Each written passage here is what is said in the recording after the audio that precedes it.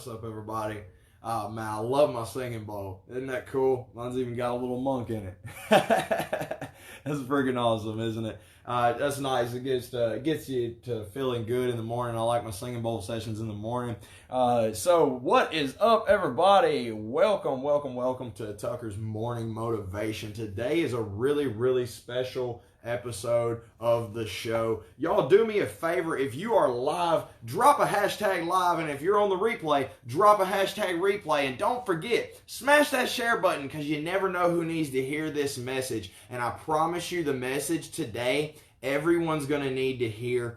This is something that I came upon. It was an idea that came to me in what I call the void, which is my little white space that I go to in my mind to build things and make things. But this idea came to me, and I presented it to my fiance, and in a time of turmoil, and it genuinely revamped our entire relationship. It saved everything. Like, we were crumbling, we were falling apart, our business was falling apart, everything was falling apart, and this paper plate literally saved our relationship and saved like everything. I'm excited to share it with y'all. So everybody that's joining in, thank you so much. I see a few of you, Daryl, Joshua, Kalela, all of you, thank you so much for joining. I appreciate each and every one of you. If you are currently live, please drop a hashtag live. If you're on the replay, drop a hashtag replay. Don't forget, smash the share button, all right?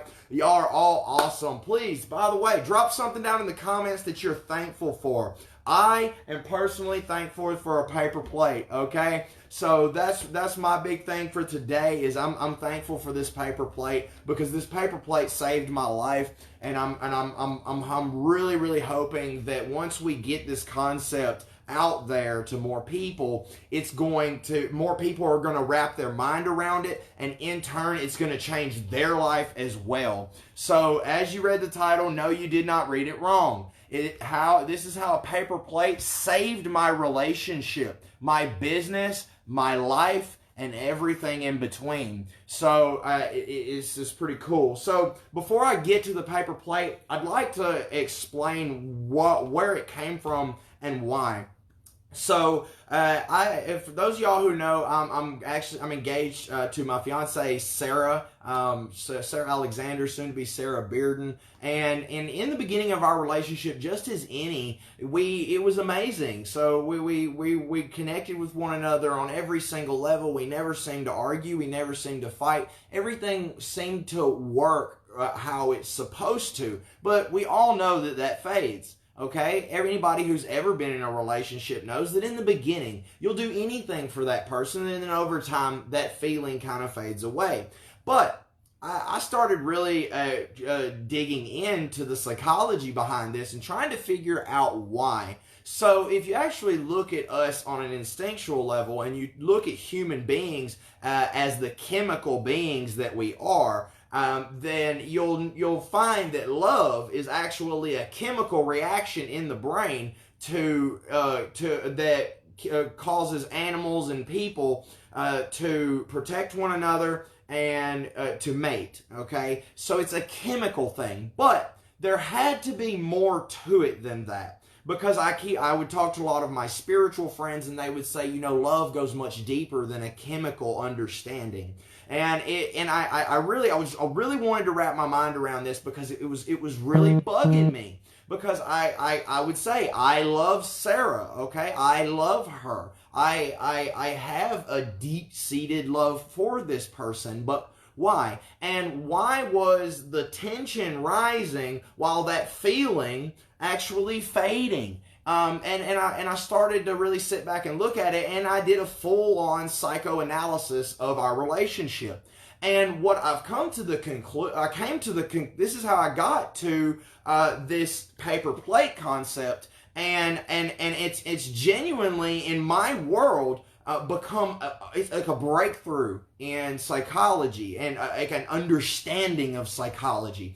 And I'm really excited to share it with you, because I genuinely feel that if we can get people to understand this, they'll have less problems in their relationship. They'll have less problems in their business and dealing with customers. Because as y'all know, as many of you know, I'm in Kirby. And not only am I in Kirby, but I am absolutely in love with it, okay? I obsess over learning more, and as you see on my timeline, I'm very, very, very, very good at sales, okay? I was trained by one of the guys that's actually watching right now, Joshua Colella. But I digress. So back to the paper plate. So me and Sarah and I were having these troubles in our relationship, and this tension was growing, and I couldn't seem to figure out why. So at first, my first instinct was, well, she's changing. But then I noticed her actually pointing towards saying that I was changing. And I knew that that couldn't be the case, because because this happens in every relationship at some point. So you can't say that every person changes throughout the relationship. Now, their actions may be altered, but on a moral and integrity-driven level, the person themselves doesn't change. So I sat back and I looked at this and I was like, so where is the alteration occurring and why? Are we actually beginning to see who each other are truly, as people say that's what happens? Or was there something a bit more simple behind it? Because the beauty of genius is taking something complex and being able to make it simple, not taking something simple and making it complex. Okay? So what I found was we would have arguments, and those arguments were always stimulated by something very small, something that was quite minute, that wasn't paramount. It didn't have any truly deep-rooted meaning behind it, but it would always blow up into something that seemed to be a big deal. Well, in my personal world, I get aggravated by confusion, okay? Because I'm a pretty sharp guy, okay? I'm not bragging or boasting, but I wrap my mind around things quite easily, and I'm quite good at figuring out things and finding solutions to them.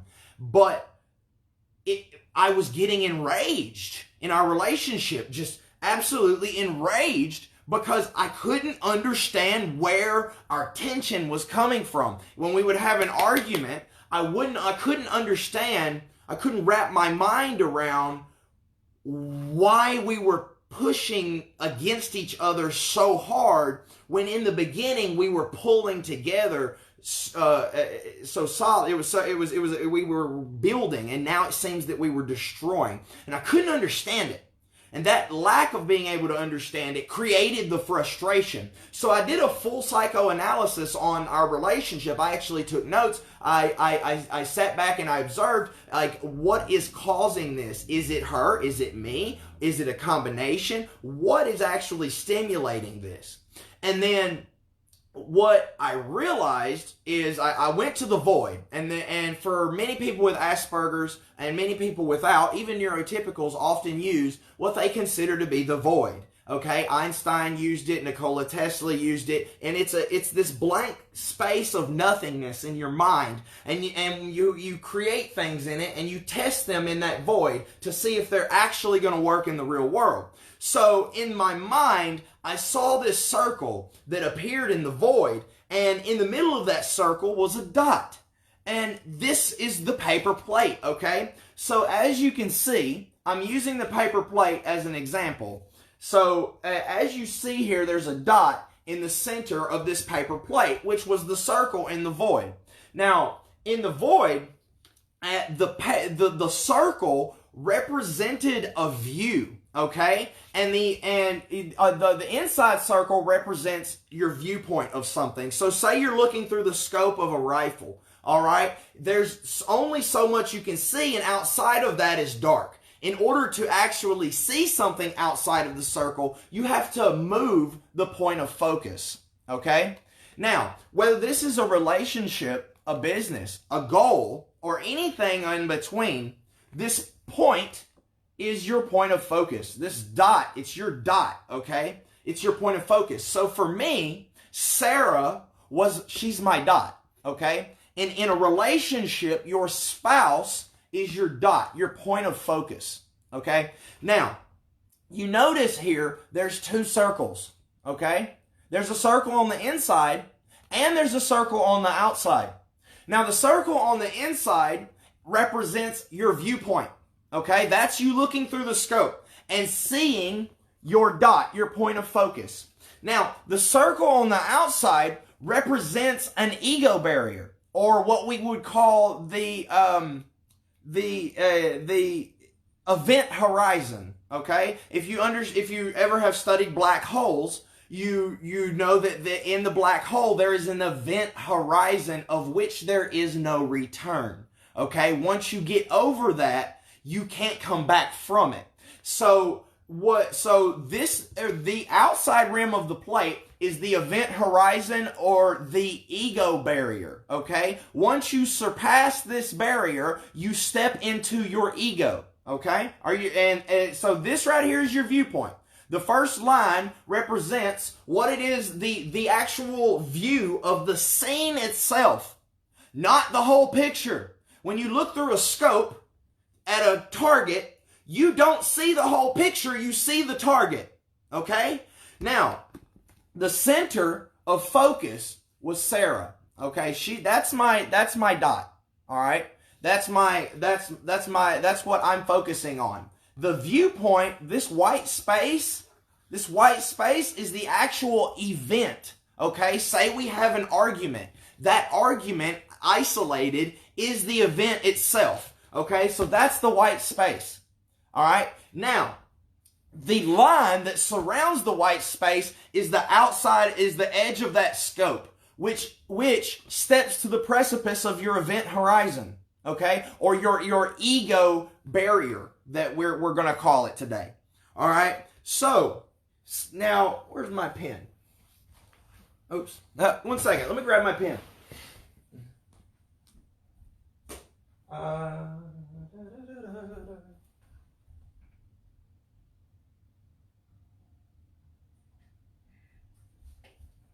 Okay, I'm back. Sorry about that. Sorry. I probably lost a few of you on that one. Now, let me see. Okay, it's writing. All right, cool. So here we are. All right. So the dot in the center of the plate. All right. This is your focus. This might be a goal. This might be a person in your life. This might be your relationship. This might be your business. This might even be something you're trying to break from in your own mind. But this concept is going to allow you to wrap your mind around why you've been breaking down, why relationships break down, and why you fail to achieve your goals. So the dot is your goal. My dot was Sarah. Okay? It is Sarah. So that's my point of focus in my world. Now the white is the actual scenario itself. The target, okay? The actual event itself. Like if you did something with someone, that is an event. Once you are outside of that event, it has to erase itself. So we'll get there. Now, the line around the event is your point of focus. And the event horizon that surrounds that line is your ego barrier. So you'll understand why I call it an ego barrier here shortly. Now, where were the problems coming from? Where was the agitation coming from? Why do people have trouble in their relationships, in their business, in their while going towards a goal, while focusing on something? Where is the disconnect? Here it is. Okay, so let's call this squibbly line right here, that little squabble. That's an argument within a scenario. Okay? So, this right here is your argument. This is your argument in that scenario. This is the scenario. This is your point of focus. This would be Sarah for me. This is our argument within the scenario. Now, if you do not create a connection between your dot and the squivel, then there's no tether. Now, everyone's plate rotates, okay? Every person's plate rotates at a different speed.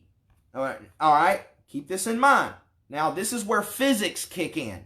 And once you understand the physics behind it, you'll begin to understand the psychology of struggle in relationships. So as your plate spins, you imagine this little squabble as a pebble. All right? So I've actually gotten a pebble here. And if say this, that I'm spinning this plate, if I'm spinning it very slow, watch. All right? So let's try it. If I'm spinning the plate very slow, you notice, it's hard for y'all to see, but it takes more time, if the plate's spinning slow, for this to move away from the center of focus and then eventually fall off the edge. All right? But someone whose plate spins quickly, it flies right off. All right? So what does that mean? All right? What does that mean?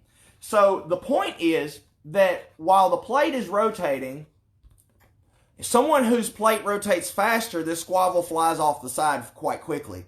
So if someone whose plate rotates slower, this right here takes a longer time to get off the plate. So therefore, this is something also festering in their mind. Now, the difference between someone whose plate spins quickly and someone whose plate spins slowly is the amount of tethers that they have. Now, what's a tether? A tether is something that connects something to something else. Now, see, Sarah's plate in our situation rotated slower than mine. Okay? Now, this does not mean anything about her morals, her character, or anything. It's simply a psychological program. And we had to figure out on both sides where the issue was.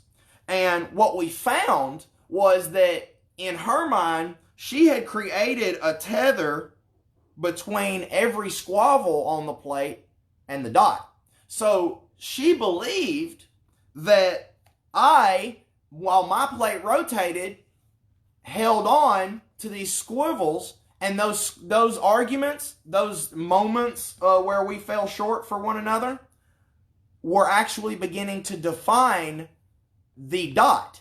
And that once that tether was there, that the squabble had become the dot. But what she didn't realize, and once we figured this out, our relationship just exploded in a better direction, was the tether never existed. Okay? That tether, you have to cut that tie, because it wasn't real. Okay? It was an observation within a scenario that had not made it to the outside of a viewpoint. But here's where the problems come into play in people's lives. Is if you continue to attach tethers to your little squabble over here, your problem, your issue, your debacle or downfall in your business, whatever it is, if you create a tether to the focus, the dot, the goal, Sarah for me, if you create a tether between those two, what you do is you slow the rotation of the plate because you're adding more weight to it. And so instead of it just spinning very quickly off the side and it not being an issue anymore, you actually create a connection between the point of focus and the problem itself. And if you don't cut that tie, if you don't sever the tether, okay, then what happens is, as it rotates around, it eventually makes it to this line on the outside. So once it makes it to this line on the outside, then you imagine it like this. Imagine that on this plate, we have a string attached from the center to this problem, or for all physics purposes, a rock or a stone, a weight, okay? So, all right, now if this plate is rotating, all right, whether it's rotating slow or rotating fast, and we allow that connection to sustain itself, then eventually the stone will make it outside of the plate, or outside of the event horizon, your ego barrier, and the focus of the situational focus once it makes it outside of that, if that connection sustains itself, there are things outside of your event horizon or focus that it will get tangled on.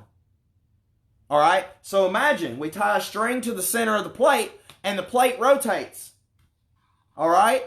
If you have a weight attached to that string and that weight makes it outside the plate, there are things outside of that situational focus that it will get tangled on, which in turn will slow the rotation of the plate. Now, if that connection sustains itself long enough and there are enough of them, you will slow the plate until it completely stops, because it's tied to everything outside of its focus and outside of your ego barrier, and this will cause a breakup. It will cause you to fail in your business. It will cause you to break down and give up on that goal that you were working towards.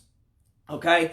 So why do we call this the event horizon and the ego barrier? Okay, so it's paramount that you understand the actual structure of the paper plate itself to understand what's going on here. All right, so the ego barrier is called that for a very specific reason. So our egos are what creates the tether.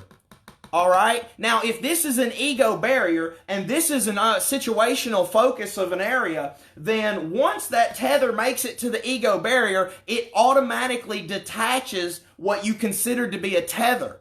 And even better, if you figure out and understand that the tether never existed at all, the ego barrier simply becomes an event horizon and is no longer required as a barrier for your ego.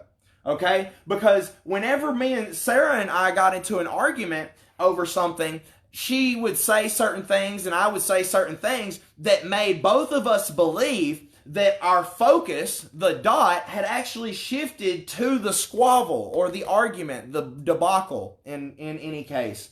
But the dot never changed. The focus never changed. The only thing that changed was the tether made it outside of our event horizon or ego barrier, okay? But once we sat down and we realized that the frustration did not come from a moral shift in our relationship or even a character flaw on either end, what we found is that the struggle in the relationship came from my inability to explain the plate and her belief that the tether existed in the first place. Okay?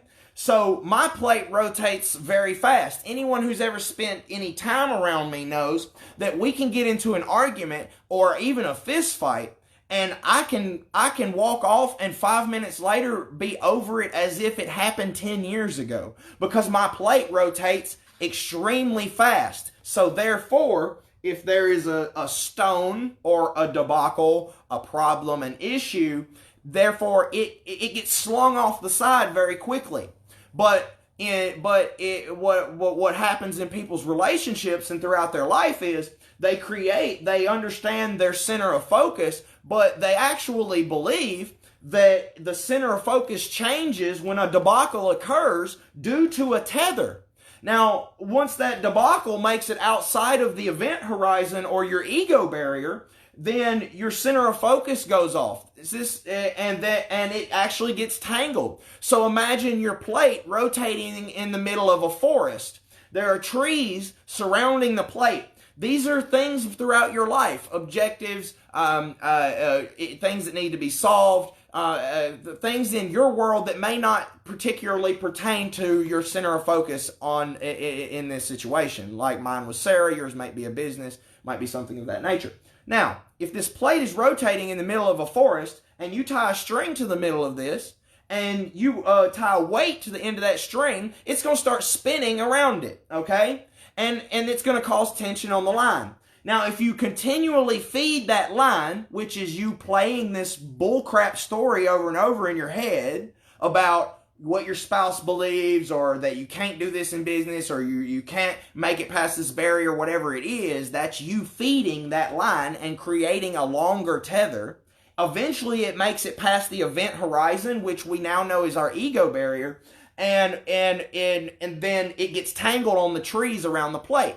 Now, if you have a tire on a bicycle and you spin it and you don't touch it, the law of inertia has to kick in before the tire itself will stop spinning. But if you were to spin that tire and then take a string and stick it through the spokes, it would wind up and eventually stop. So this is where failure in business comes from. This is where breakdowns in your relationship come from. So over time, your relationship doesn't get stagnant, so to speak, like most people believe. Most people believe that the first person you meet is a false impression whenever you're trying to impress your spouse or that person that you want to mate with, or even in business when you're trying to make a sale, that the connection is not genuine. So therefore, over time, that connection breaks down. But I honestly thought that this was true at first. But after going into a deep psychoanalysis of our relationship, my actions, her actions, what she said, what I did, and then actually taking that information and from a third party perspective, actually observing other people's relationships, and then I realized that there was actually a connection, and it wasn't a connection as in to the truth, to what was being said as the truth. It was a connection to a conundrum of all things. And so I went to the void.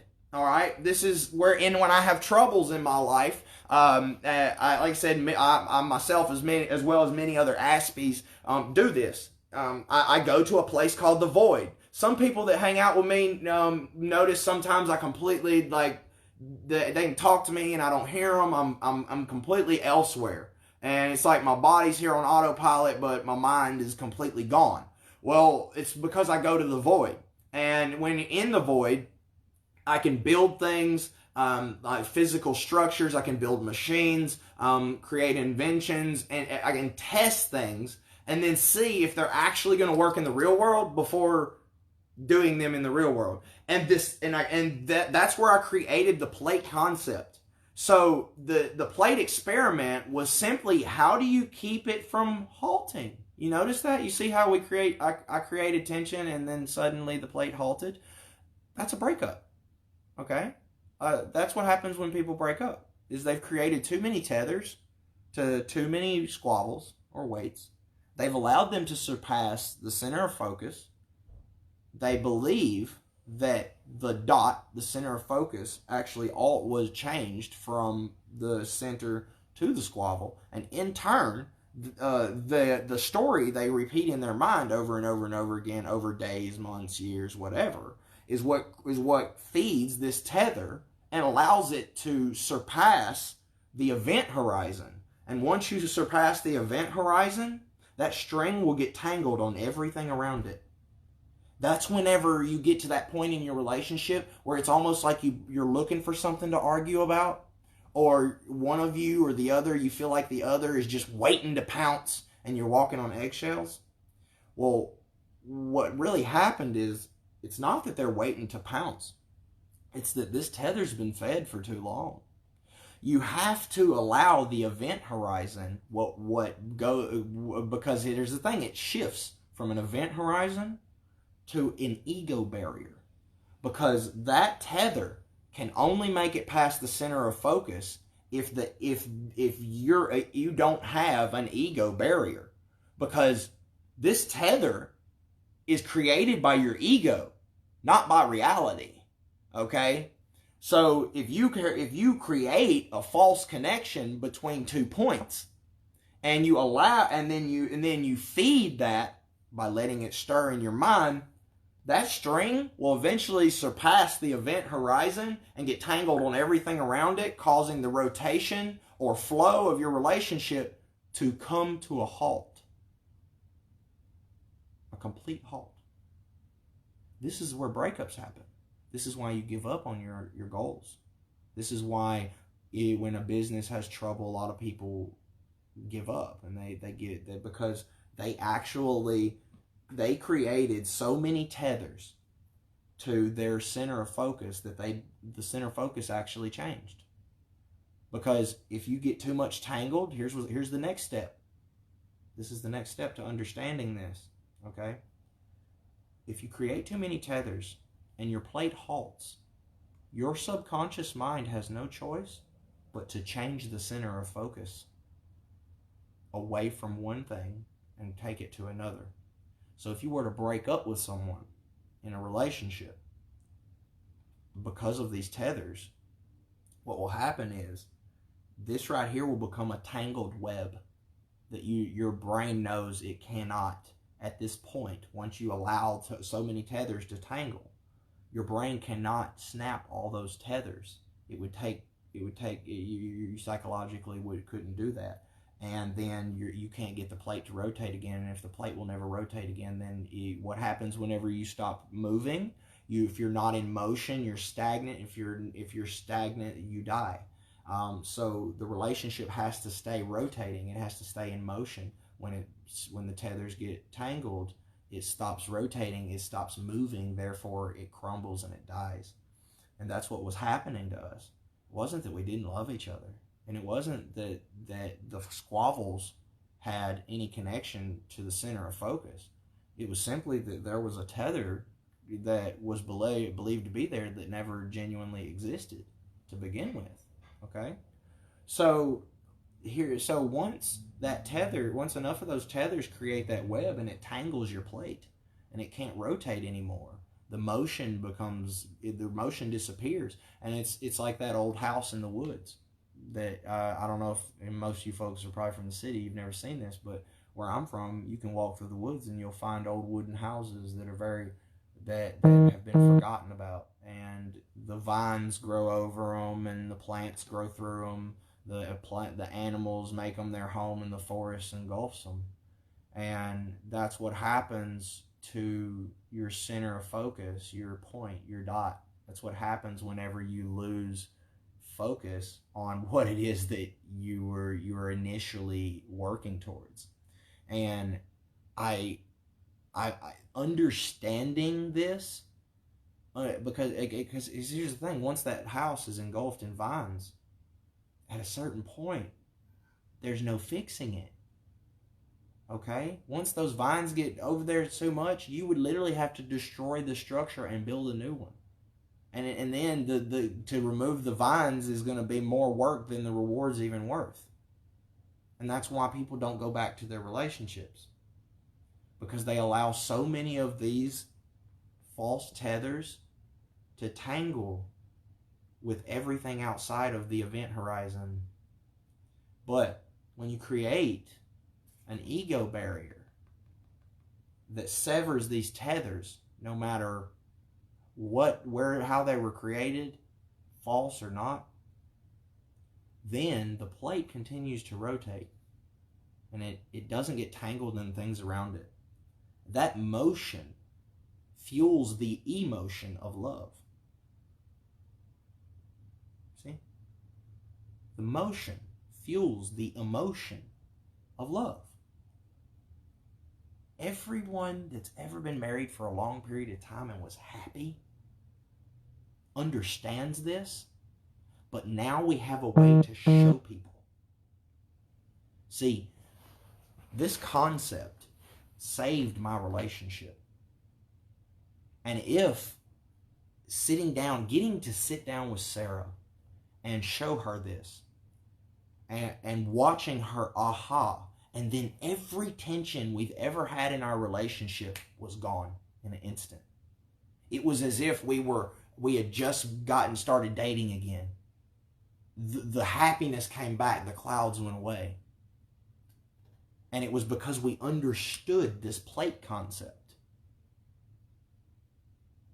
And I genuinely believe that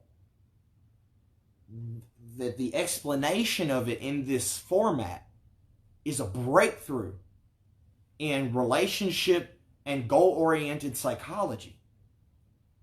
Because now people can understand it.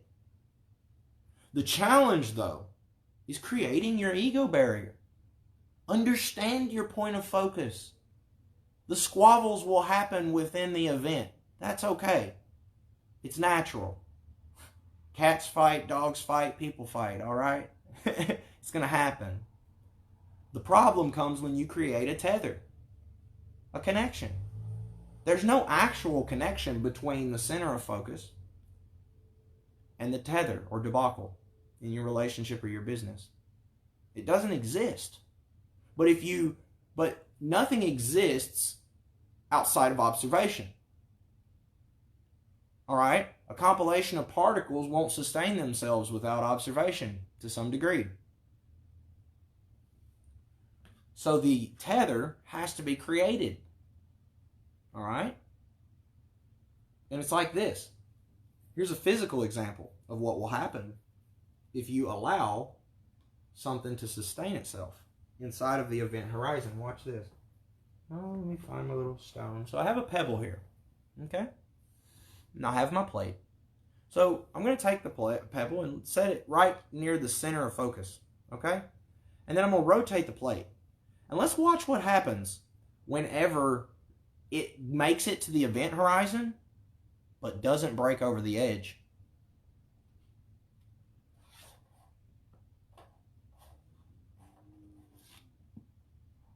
Did you see that? Did you see what happened? The plate rotated off center. See that? It fell off to one side. But now that it's gone, the rotation is consistent and flat. Okay? So that's basic physics. But that's where this came from. Because I knew there had to be a connection between physics and the psychology of this. Because the belief that when you get in a relationship that the spark is supposed to die, well, it made no sense to me. Because in the past, that's why I stayed away from relationships. I mean, why on God's green earth would I stay in something that eventually is going to make me unhappy? You see? It makes no sense. But once you understand the plate concept, you begin to understand the psychology of retention. And in sales, we talk about retention a lot. So how do you retain a relationship? How do you retain that spark that was created in your business? Like the one that started the fire. Okay? You know, some of you that are watching right now are business owners. Some of you are not. Some of you are aspiring entrepreneurs. Some of you are aspiring speakers and would like to share stages with myself. But what spark started it all?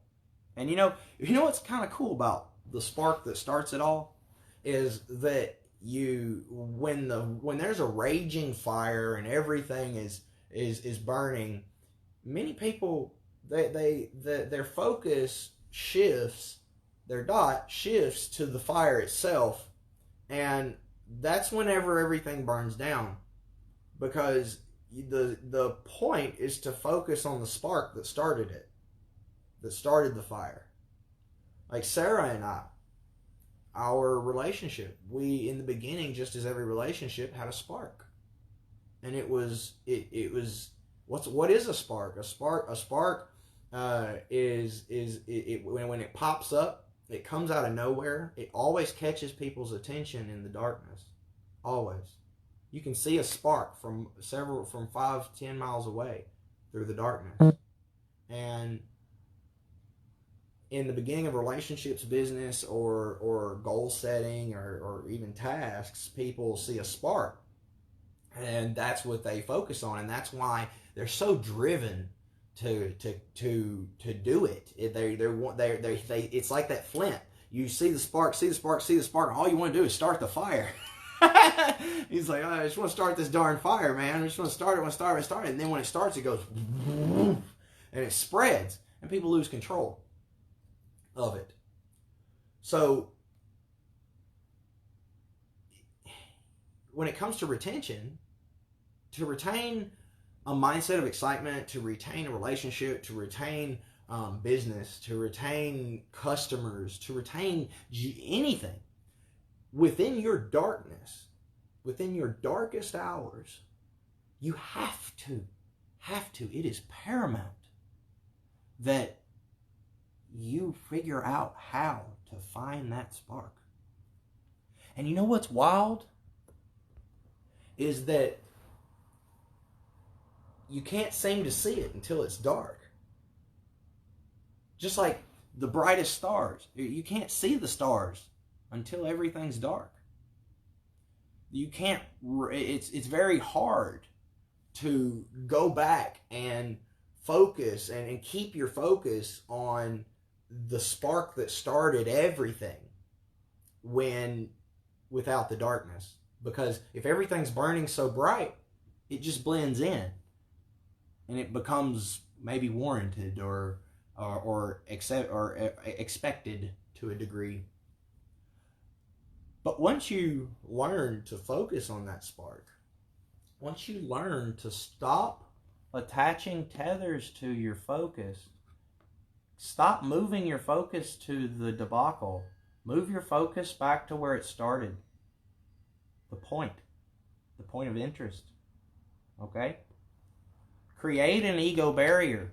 So no tether, no debacle makes it outside of that barrier and tangles up your rotation, your motion. Because stagnancy leads to death.